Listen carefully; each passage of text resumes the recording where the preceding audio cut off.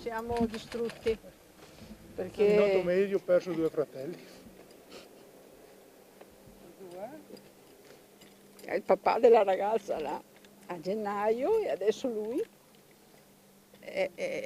tutti e due più o meno problemi cardiaci, sì, siamo molto scossi, sì. Dolino era buono, aveva tanti progetti, era, eh, era amato e amava. Ecco. La commozione del fratello Fulvio, arrivato con la moglie Ivana alla chiesa di Santa Maria Immacolata e San Zenone di Onigo, rispecchia il cordoglio di tutta la comunità di Spresiano per l'improvvisa scomparsa di Don Lino Bertollo. Non dico niente perché se non mi viene da piangere.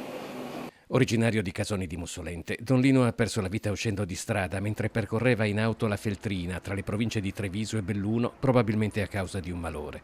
Aveva 66 anni. Il suo segreto secondo me era che riusciva ad essere un amico di tutti. Il sorriso, la pacca sulla spalla, la battuta pronta, era di una simpatia unica e con questo conquistava anche i nostri giovani. Prima di arrivare a Pederobba e Onigo, Don Lino era stato parroco nel Padovano e nel Veneziano, ad Abbazia Pisani, in comune di Villa del Conte e quindi a Scorzè, prima a Peseggia, poi a Gardigiano. Io insistevo tanto con lui che si prendesse qualche giorno di vacanza, però da quando è arrivato qua è sempre stato instancabile, ha fatto campi scuola con noi ragazzi e quindi ogni tanto ci scherzavo, gli dicevo dai vai 2 o 3 giorni in montagna perché alla fine i preti sono di tutti ma sono di nessuno e quindi sì, e lui mi aveva appena promesso poco prima di morire che sarebbe andato prossima settimana, qualche giorno in vacanza. Federico Dalbello è un giovane consigliere comunale di Pederobba, impegnato anche con l'Azione Cattolica Ragazzi, e lui a portare la fotografia di Don Lino davanti all'altare della chiesa di Onigo, dove alle 10 di giovedì si celebreranno i funerali. L'ultimo saluto a un parroco che era una presenza fondamentale per la comunità.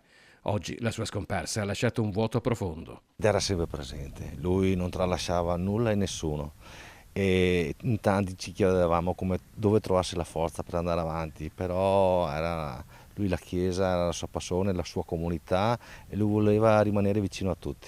Come si va avanti adesso senza una figura come Don Lino? Adesso siamo attoniti e smarriti, sembrano parole fatte ma è l'atto di fatto, per cui niente, al momento siamo persi e con la preghiera ci stringiamo attorno alla famiglia di Don Lino e alla sua figura.